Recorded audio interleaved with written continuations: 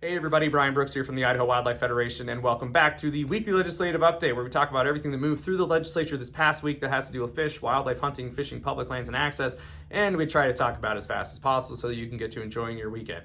What is it, like the 6th week of the Idaho legislature? Who's counting? But it's the middle of February, and that means that we're starting to see less bills introduced and more bills just moving through the process from one side of the building to the other. But we are still seeing bills introduced, including one doozy this week, which involves the Wilkes brothers. So you will want to pay attention to that. Very briefly on the bills that we've talked about so far in the past weeks, the mechanical broadheads and lighted nocks bill. That bill is not yet going to the Senate. We haven't seen it on any agendas for next week, but we will let you know when you have the opportunity, if you so choose, to submit comments to a Senate committee.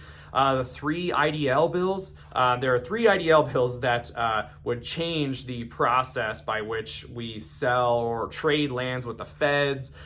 There's a number of problems with all of them. You've already seen, you can go back in our video archive to see what those bills are about. But so far what we're hearing is that there's not a lot of support for any of those bills, and we may not see them move much further, and that is in large part to a lot of public opposition, like from IWF and from folks like you. So thank you for paying attention and making sure that your comments are heard on that, and we will keep you updated if we hear those things move. Lastly, I just wanted to talk about a new bill that was introduced this week. This is House Bill 643. This is being pushed by Terry Gestrin, Representative Gestrin from Donnelly, who is also the sponsor for Trident's bill. But this is being backed by the Wilkes brothers. And what this bill does is could be actually really detrimental to rural Idaho.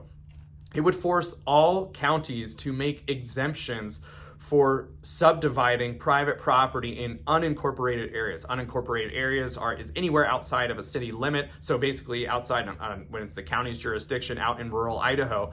And right now, our laws basically keep private properties from being subdivided to a certain amount to prevent, dense housing and subdivisions in rural areas. So say you buy a 60-acre, 40-acre ranchette out in rural Idaho, and then your neighbor sells and creates 120 houses on 30 acres. That really ruins not only the rural character and the use of those agriculture landscapes and open spaces, but it also is a detriment could be a detriment to county services like fire response, like getting electricity out there, having to grade roads, and all those other responsibilities that come along with the county. So it's really to prevent poor planning and growth, so it's sustainable.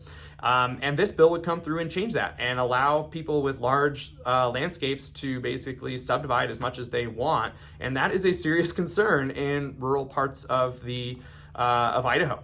And if you think about this, when the real estate market decides to plateau and then start dropping off, there's going to be a whole lot of development speculators looking at Idaho again to buy up land. And if we pass this law where every county has to do this, then we are setting ourselves up for our rural landscapes to turn into highly developable and developed landscapes, which is not only bad for our agricultural corridors, but also for our wildlife and open space corridors. So it is not a great bill, but a classic Wilkes brothers moves to come in and simply change a state law when it does not suit your interests. So we will keep you updated on when that bill is introduced and give you opportunities to connect with your legislators to say you don't like it if you so choose.